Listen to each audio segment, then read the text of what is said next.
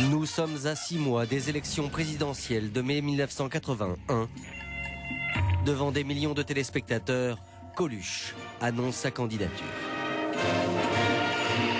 Je suis venu vous dire solennellement que je suis officiellement candidat à la présidence de la République.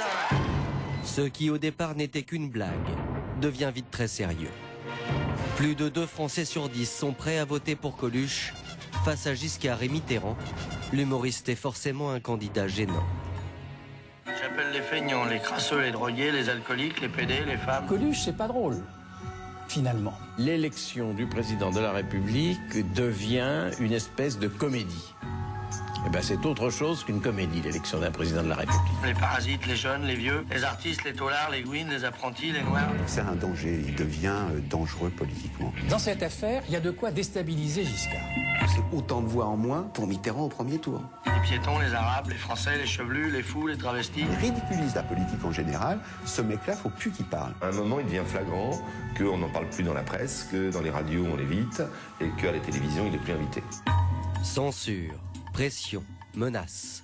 Nous allons vous raconter comment des hommes politiques vont tout mettre en œuvre pour empêcher l'humoriste de se présenter aux élections.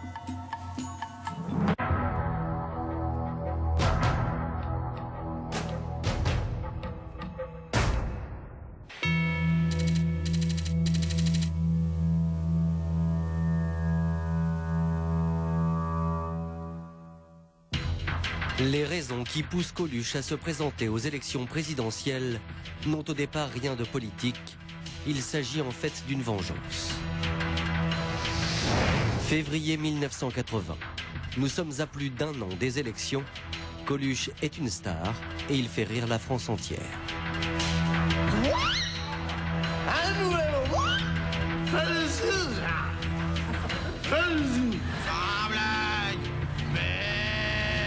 On entend bien le moteur, là.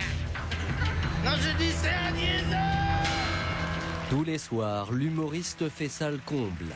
Ses fans se comptent par dizaines de milliers. Alors les médias veulent en profiter. Exemple, Radio Monte Carlo.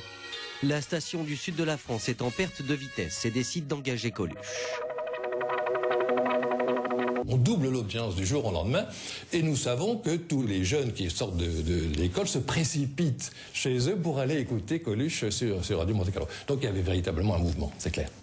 On est satisfait parce que ça déménage. Ça déménage dans un côté provocateur qui allait secouer un peu dans les chaumières.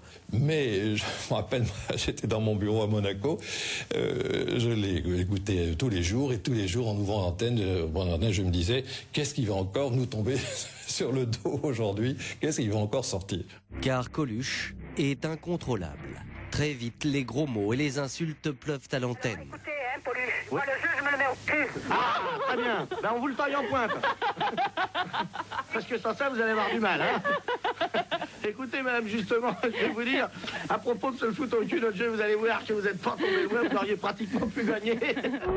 L'humoriste fait monter l'audience. Seulement, il est vulgaire. Et à Monaco, siège de la radio et refuge tranquille de riches retraités, l'humour du comique ne passe pas du tout. On a ceux qui trouvent que c'est inadmissible que l'on puisse parler comme ça sur une antenne, parce qu'ils racontent des histoires avec le langage qui est devenu un langage courant aujourd'hui, qu'on utilise. On reçoit des coups de téléphone, on reçoit des lettres. Vous vous rendez compte ce que dit Coluche, puis les enfants entendent ça, puis Monaco, c'est Monaco, donc voilà. Après les lettres des auditeurs, le mécontentement vient cette fois de la famille princière qui est actionnaire de Radio Monte Carlo. Un proche collaborateur du prince régné appelle Michel Bassi, le patron de la station, et voilà ce qu'il lui dit. C'était vous ou lui, quoi. Si vous voulez continuer avec votre équipe, faut pas garder Coluche, quoi. C'était ça qui était le message. C'est pas possible que on raconte des histoires de cul sur l'antenne de Radio Monte Carlo, quoi. Ainsi, après 1 semaine seulement sur RMC, Coluche est remercié. L'humoriste ne supporte pas d'être bâillonné, alors il a décidé de prendre sa revanche. Le jour même de son renvoi, un de ses amis lui suggère une idée folle. Je dis là, il y a une seule façon de les bloquer, c'est se présenter comme à l'élection présidentielle. Être candidat à la présidentielle, c'est le seul moyen, selon Romain Goupil, pour échapper à la censure. C'est ce qu'il propose à Coluche. Là, comme citoyen, ils ne peuvent pas t'empêcher de parler, tu pourras dire ce que tu veux. Et on imaginait les interventions télé, la provocation en direct. Alors là, je ne vois pas comment ils pourraient couper l'antenne si tu es candidat à l'élection présidentielle. Un comique dans la course à l'Élysée, Coluche trouve l'idée excellente. L'humoriste décide de devenir candidat à l'élection présidentielle de mai 1981.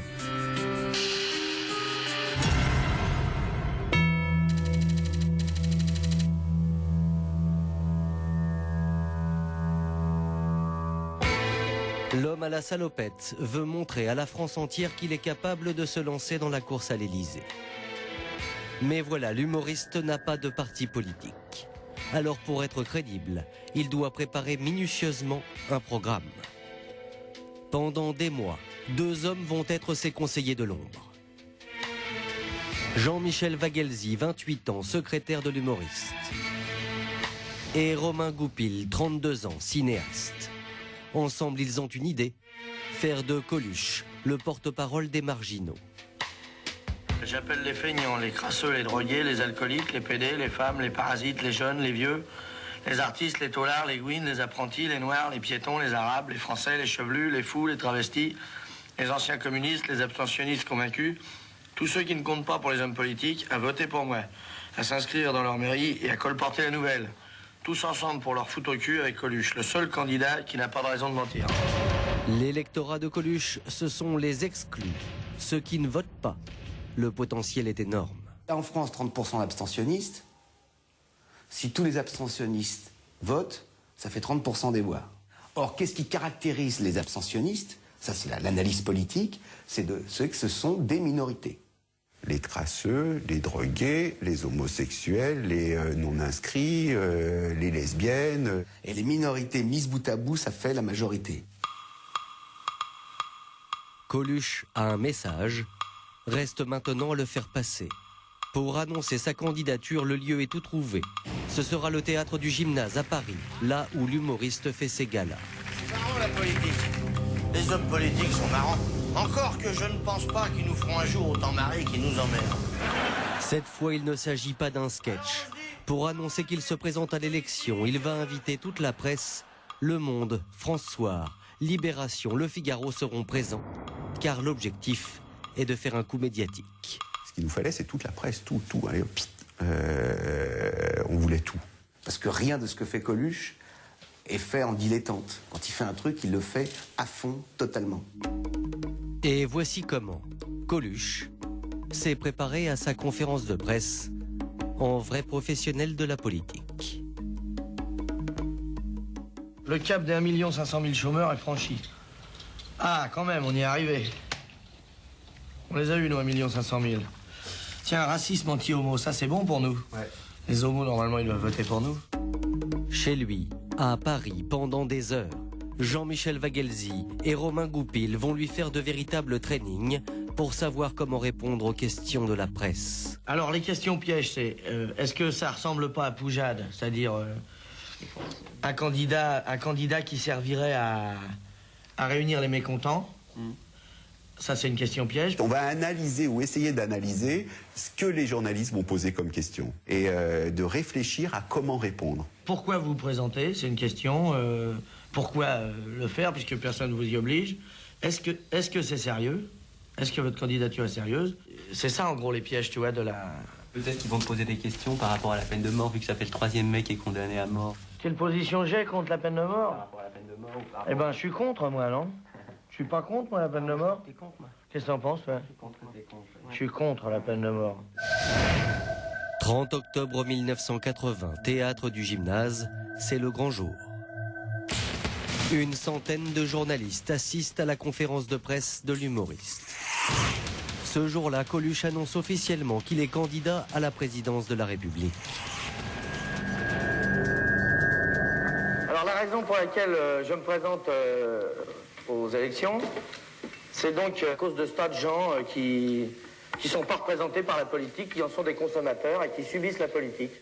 Devant la presse, Coluche annonce clairement son objectif, Être le candidat de ceux qui ne sont jamais représentés politiquement. Les 1 500 000 chômeurs, comme les PD, comme les nègres, comme tous les parasites, les faiseurs de pâte à roulettes, les appelés du contingent et tout ça, sont des gens qui, pour l'instant, sont rejetés par la société et qui ne valent rien vis-à-vis des hommes politiques, même de gauche. Donc je veux que ces gens-là, une fois pour toutes, sachent qu'ils existent et qu'ils ont une voix et qu'ils sont nombreux.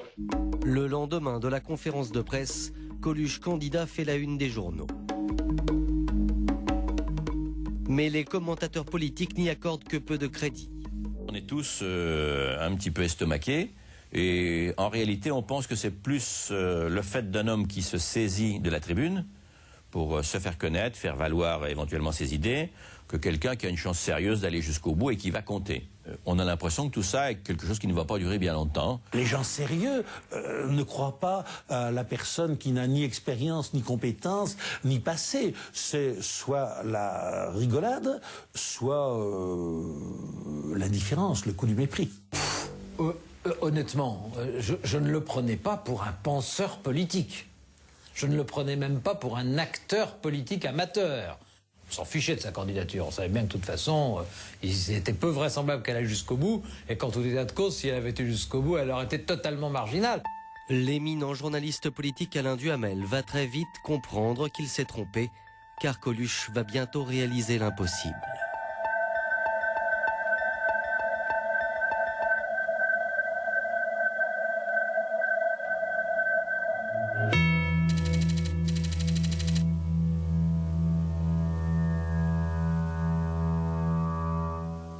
En quelques semaines, Coluche l'amuseur va devenir un des hommes politiques les plus à craindre. Le 14 décembre 1980, une information inattendue sort à la une du journal du dimanche. L'humoriste est crédité de 16% d'intention de vote au premier tour. C'est à peu près 2 Français sur 10. Coluche est tellement surpris qu'il n'arrive pas à y croire. C'est tellement gros que quand on cherche à analyser le sondage, d'abord on cherche où c'est bidon. Où est-ce que c'est bidon, où est-ce que c'est trafiqué? Mais le sondage est bien réel. Dans les journaux, c'est la stupéfaction. Les journalistes politiques qui la veille encore méprisaient Coluche sont sous le choc. Ça a été carrément une déflagration. Sous-estimé, mal analysé, pas très bien pris en compte. C'est vrai, mais ça a été une déflagration. Tout le monde a été très surpris, oui. Enfin bref, ce qui, au départ, n'apparaissait que comme une plaisanterie, est en train de prendre du poids, est en train de prendre du sérieux, est en train de commencer à avoir l'air d'un événement politique majeur. Pour les 2 candidats à l'élection présidentielle, à droite, le président Giscard d'Estaing, à gauche, le leader du Parti socialiste, François Mitterrand, Coluche n'est plus un amuseur, il est maintenant un concurrent. D'habitude, un trouble fait fait 5 points. 10 points, ça s'était jamais vu. 16 points, c'est une bombe atomique. Giscard, il dit, il faut quand même pas qu'on ridiculise ce pays, sa démocratie, sa République, ses institutions, voire ses oppositions, avec un grand comique se pointe, met une plume dans les fesses et un collant rose, et fait 16-17%. Où va l'image de la France? Du jour au lendemain, l'humoriste devient un phénomène de société. On parle de la France de Coluche. Des centaines de personnalités apportent leur soutien aux candidats humoristes. Parmi elles, Michel Drucker, Eddie Mitchell, France Gall, Gérard Lanvin. Tous les gens viennent, un jour Cohn-Bendit, un jour Johnny Hallyday, un jour, enfin bon, des dizaines et des dizaines de gens. Avec eux, tous les soirs, on fait la République idéale. Ce qui n'était qu'une farce est devenu sérieux. Pour la droite comme pour la gauche, l'humoriste est désormais un réel danger.